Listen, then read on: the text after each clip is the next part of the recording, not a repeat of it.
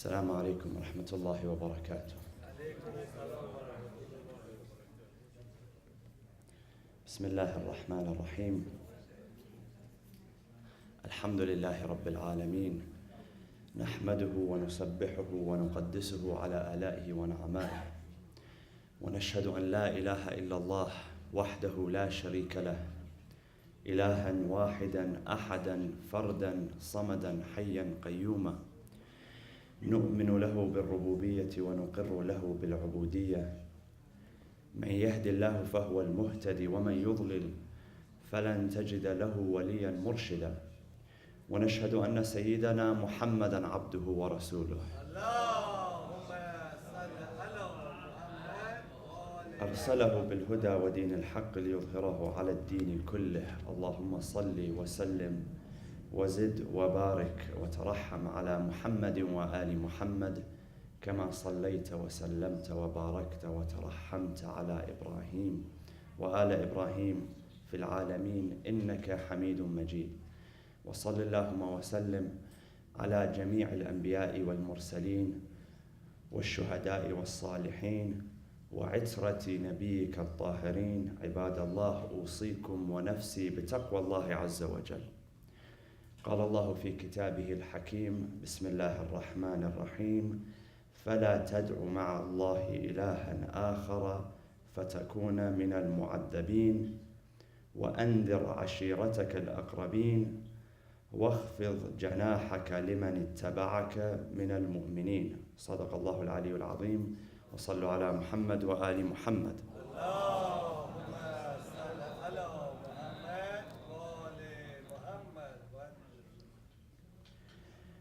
The 27th of the month of Rajab marks the occasion of the Mab'ath, in which the mission of the Prophet Muhammad sallallahu alaihi wasallam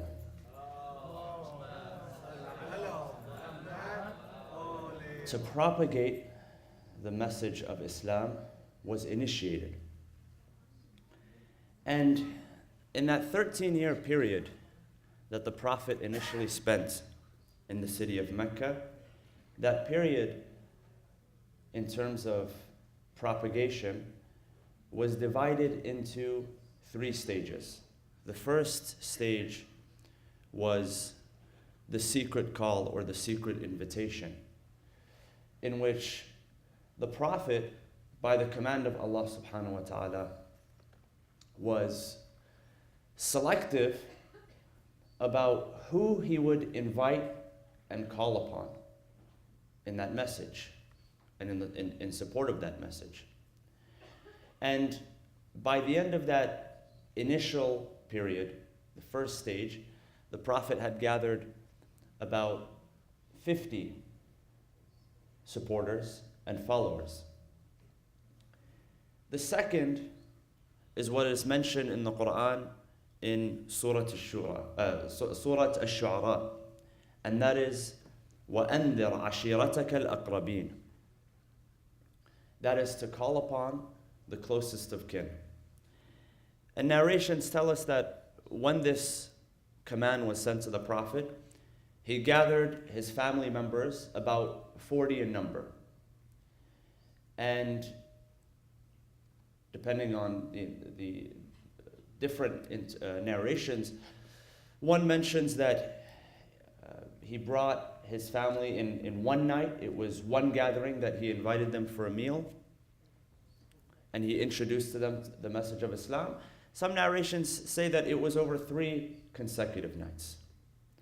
One narration says that he gathered his family, not in a house, but he stood on top of a hill.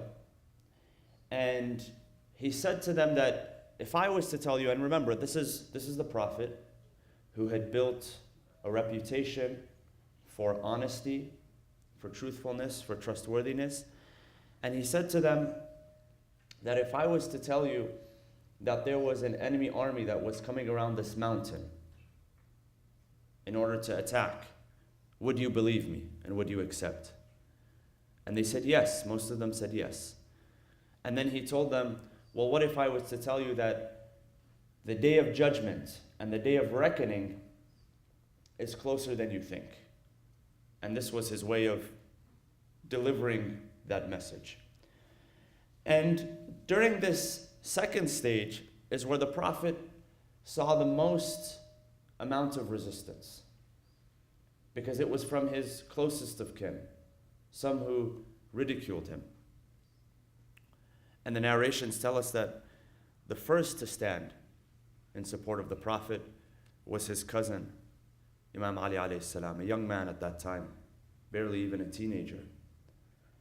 And repetitively he stood time after time, and the Prophet said that who would stand in order not only to be my supporter, but also my brother and my successor and my defender.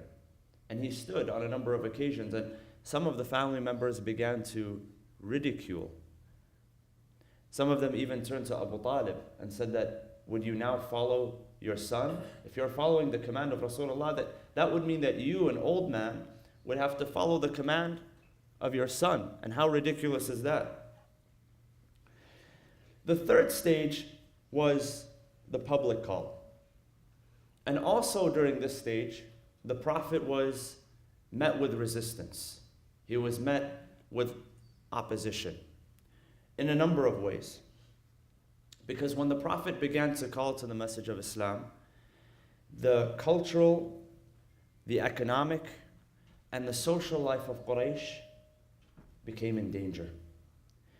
Because everything that the Prophet stood for, in principle, was antithetical to everything that they stood for in values.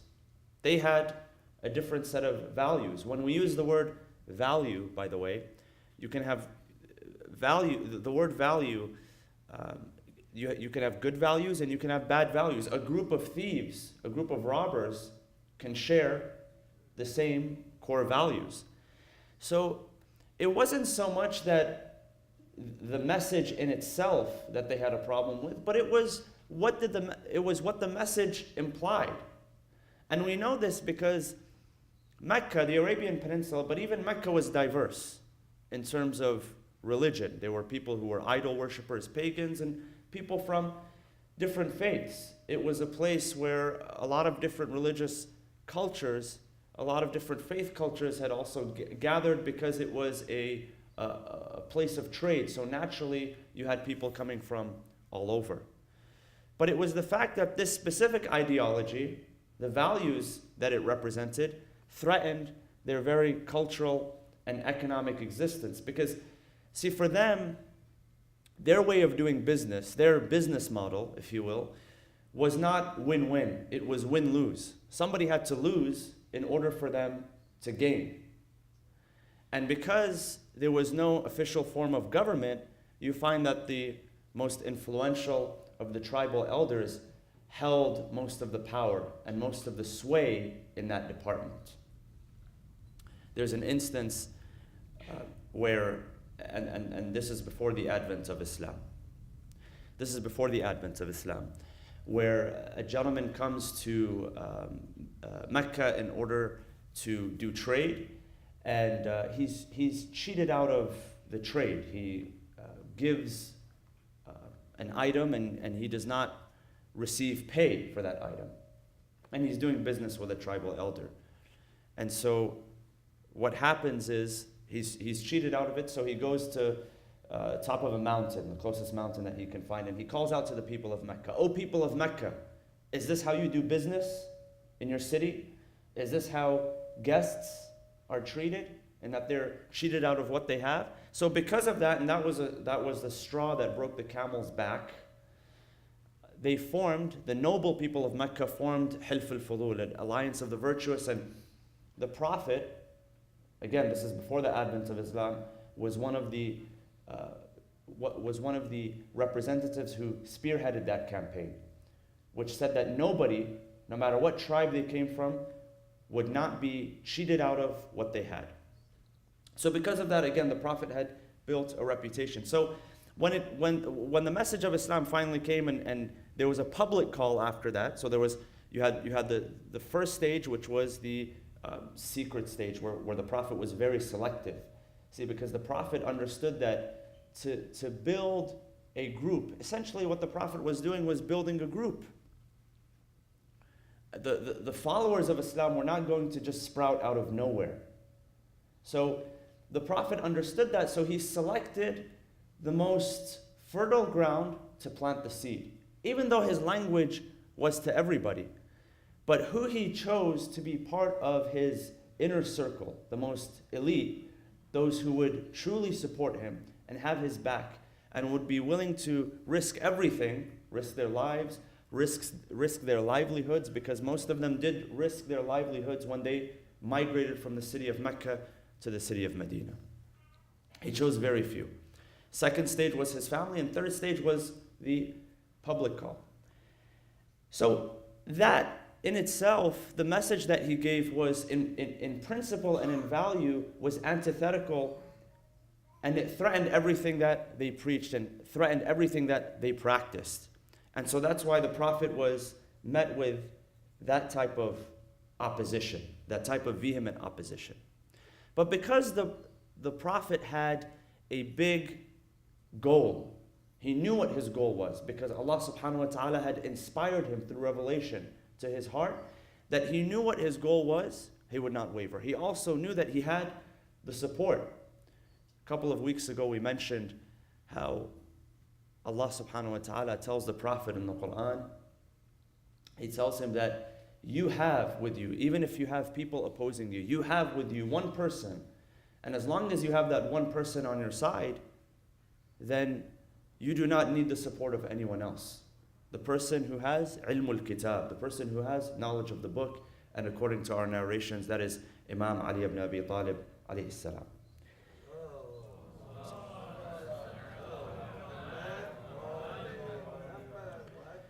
So during that time that the Prophet was met with resistance, that was a time of character building. That was a time where the Prophet was building his character. It's not that he was not, initially he was not a person of character. But even if you are born into a good environment, the life lessons that you learn, what you go through, also helps naturally to build character and leadership capacity. So that stage that the Prophet was met with resistance was very crucial. And even in that stage, Allah subhanahu wa ta'ala supported him. He says to him on a number of occasions, on one occasion, he says, Ya Rasulullah, because the Prophet had invested so much time and emotional energy into guiding these people, and some of them were his closest family members. Sometimes, you know, if you were to receive opposition from your close family members, it hurts. And so Allah subhanahu wa ta'ala tells him, فَلَا تَذْهَبْ نَفْسُكَ عَلَيْهِمْ حَسَرَاتٍ. Don't beat yourself up because they're not listening to you. Don't beat yourself up because they're not following you, those people. Another verse in the Quran, Allah subhanahu wa ta'ala says that, you know, it's even if they're closest of kin, it's not your obligation to guide them if they choose to stay on the path of misguidance and idol worship. So the question that the Prophet leaves behind for us is, how do we manage opposition and how do we manage pain? Because pain is inevitable. Everybody in their life, you know, if we were not feeling pain and if we were not feeling resistance and opposition, well then we wouldn't be on earth. We would be in Jannah. We would be in heaven. Heaven is reserved for no pain, no opposition, no pressure, no poverty. No one goes without food or shelter. All of your basic needs are met and even more. Anything that you can dream, anything that you can imagine is available. But as long as you're on this life, you will face opposition. You will face challenges. And how you respond to those challenges will determine your growth and your future course in life. So the question is, who is the person that you become? And you find that the Prophet, what was so beautiful about his character is that the more he was met with opposition, the more he was met with pressure, the more he was met with threats, the more he responded in generosity, the more he responded just with great character and with positivity and with a great spirit. So the Prophet faced all of that. There was torture. There was attempted bribery. They told him that whatever you want, just name it. We have everything that you could want. We have the riches. We have women if that's what you want. We have land if that's what you want. Status, position, all of that. And he said no. He said, even if you were to give me the moon, the sun and the moon in my hands, if you were to deliver that to my hands, I would not give up. That's because the Prophet actually had a dream and a goal in mind, and that goal translated into a plan. So the question is, why did the Prophet succeed? What were the areas when we talk about the Prophet having a plan? Because a goal is different from a plan. Sometimes you have a goal. Everybody's goal, for instance, is to get in good physical shape or to get in good financial shape. But a goal is not a plan. There actually has to be a plan, something that you do on a daily or weekly or monthly basis in order to meet that goal. At work, when you have a goal, when you have a deadline, you don't just do things sporadically. Some people do things sporadically, but you have to develop a goal. You have to develop a plan out of that goal in order to succeed and prosper.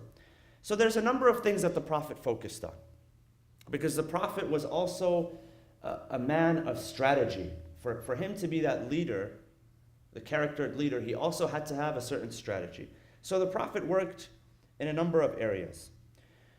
The first area that the Prophet worked in was that he dedicated much of his teaching to raising awareness and insight, simply changing the perspective of people.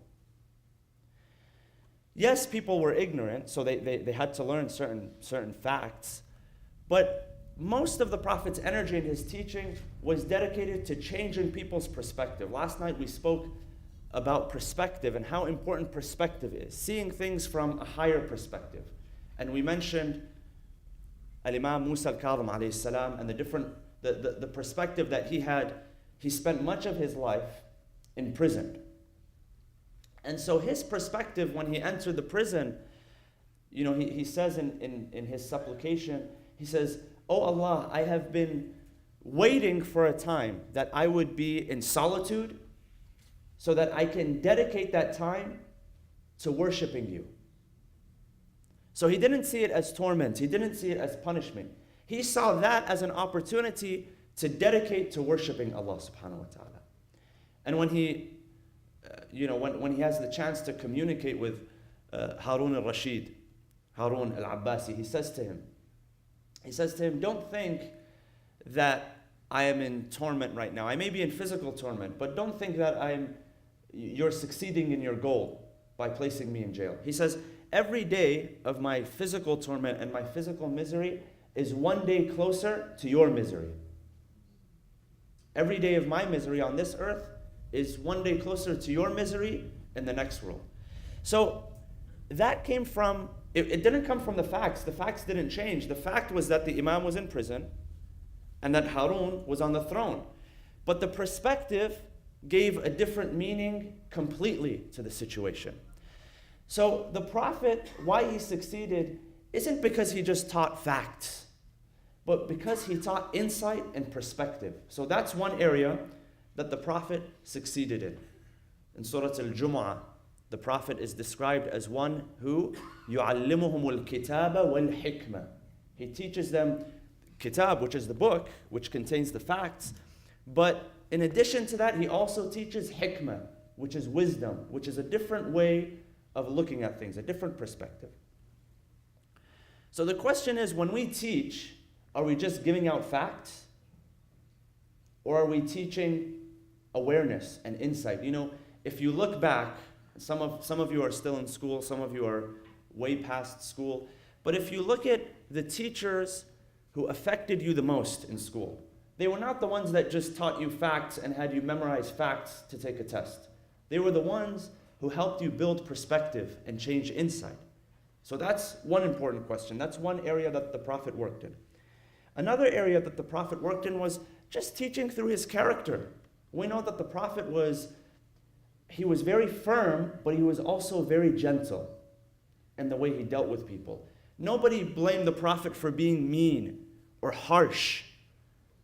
But he knew at the same time also how to get the message across, because he was firm. You know, there's one interesting story.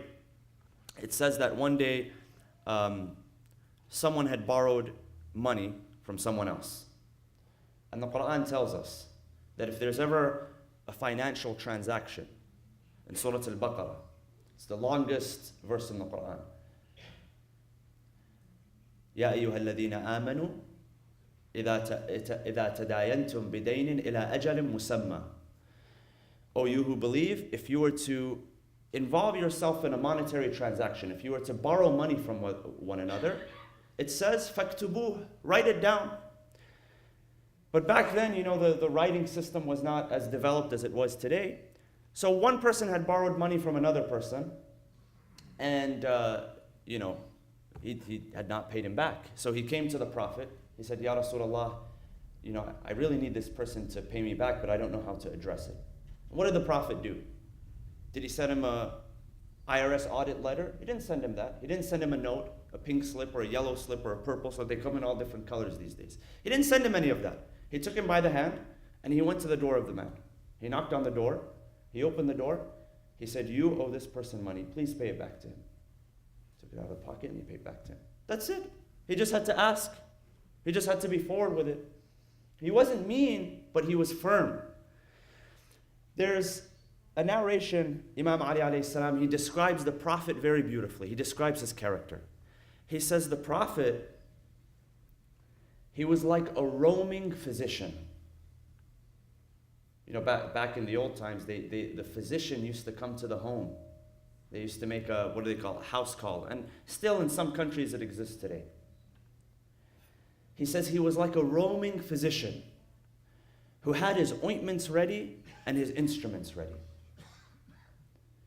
And whenever he would find illness in someone, he would tackle the cause of that illness. So he was, meaning that the Prophet was a roaming physician, meaning that wherever he went, he was always prepared. He always had the ointment with him. He always had the right tools with him, the right instruments with him. And he diagnosed and treated what needed to be diagnosed and treated. If you look at the narrations of the Prophet, whenever somebody asked the Prophet for advice, he always gave that person advice on what they asked, not something else, not unsolicited advice. Today, everybody gives unsolicited advice. When you become sick, automatically everyone around you becomes a doctor, correct? He never gave unsolicited advice. If someone was talking to the Prophet about a spiritual problem, he didn't tell them about finances. He didn't tell them about physicality, unless it had to actually do with that specific challenge that they were facing. So the Prophet was like a roaming physician whose ointments and instruments were always ready. That's how Amir al-Mu'mineen describes him. And that's why he was such an effective leader, because he put everything in its place. He gave everything what it was due. So number one, the Prophet worked on raising awareness. Number two, he taught through his character. And number three, the Prophet invested much of his time in the youth. His core group of followers, most of them were youth. Now the first was Imam Ali alayhi salam, who began to follow him at the age of 10. Another one of his close followers was Mus'ab bin Umair. Mus'ab bin Umair was a delegate of the Prophet that he had sent to Medina in order to teach the people of Medina and come back. And he attained martyrdom in the Battle of Uhud. He was 27 years old. Ja'far bin Abi Talib was his delegate during the first migration, when the Muslims went from Mecca to Abyssinia. He was 23 years old. Al-Arqam, a gentleman who the Prophet would, during that initial phase of Islam, would gather those first followers in his home, was only 18 years old. So the Prophet understood that the younger a person was, not just in age, but also in spirit, because there were some who were older by the time that the Prophet began to propagate his message, but they were young in spirit. And the Prophet understood that if he was to build an organization, if he was to build a community, he would have to work on people who were receptive. As a teacher, if any of you have ever been in a teaching position, the most frustrating thing is to try to teach someone something and they don't want to learn. And the most gratifying thing as a teacher is to teach someone that actually wants to learn and that comes after you and that pursues you. So some people, and it's not about age, it's not about physical age, but it's about age of the spirit. There's some people, they get to the age of 20 and 22 and they think they know the entire world and they don't need to be taught anything anymore. While some people, they're still well into their 40s and 50s and 60s and they're still students. They're still in the pursuit of knowledge. And that's where the Prophet invested most of his time and energy. And finally, what determined the success of the Prophet is that the Prophet was always in submission to Allah subhanahu wa ta'ala, always.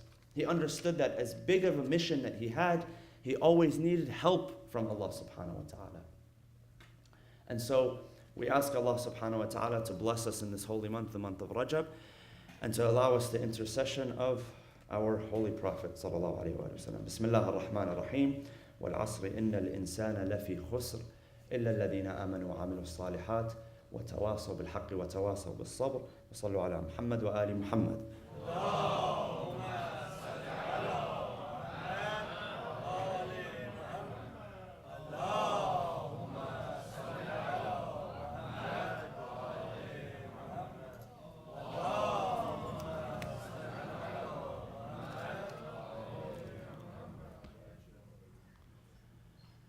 بسم الله الرحمن الرحيم.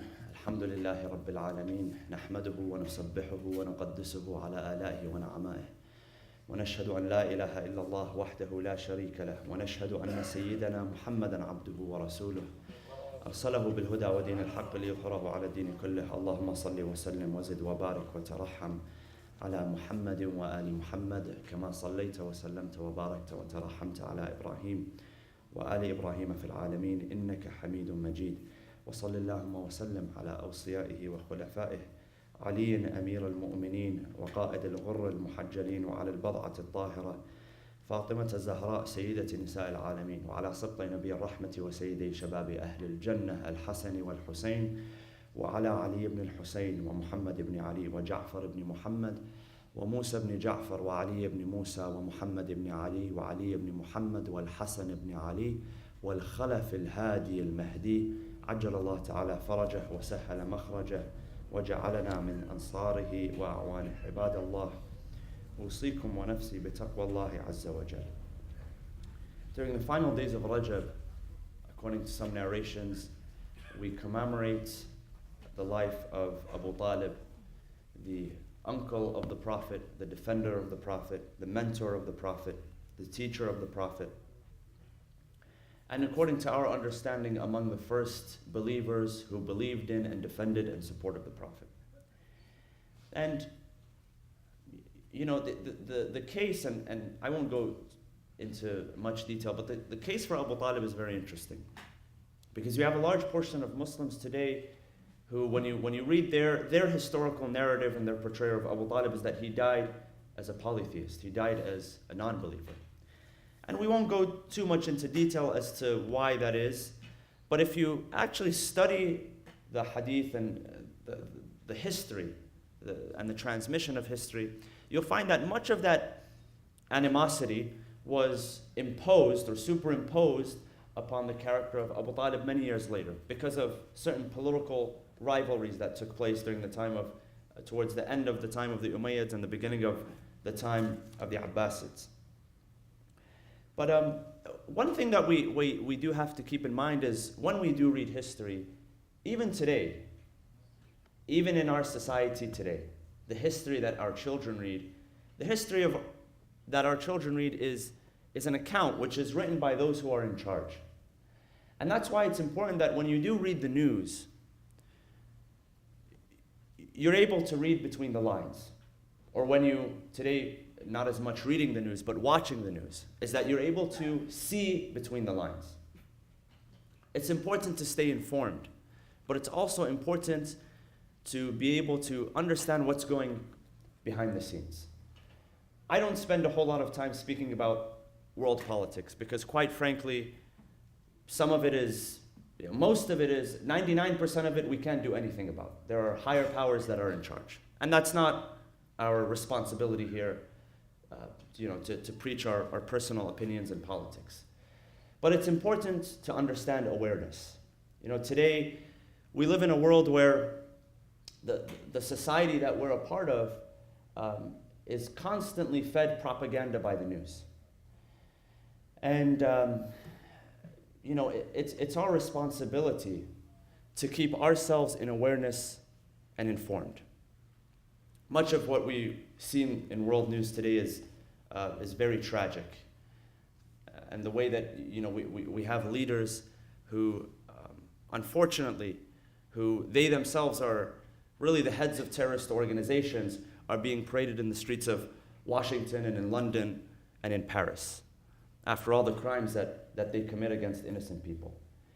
And one thing that I personally noticed is that the society that we live in, people are generally open-minded and they are open to education.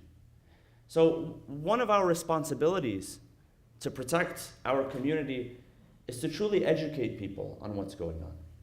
And we ask Allah subhanahu wa ta'ala to grant us strength in all of that, because the intellectual battle, the battle for intellect, the battle for minds, is one that's not easy. That's something that we're left with when we study the legacy of Rasulullah sallallahu alaihi wasallam, that he had to change people intellectually on a grassroots level, and that he had not only to win their minds over, but also to win their hearts over.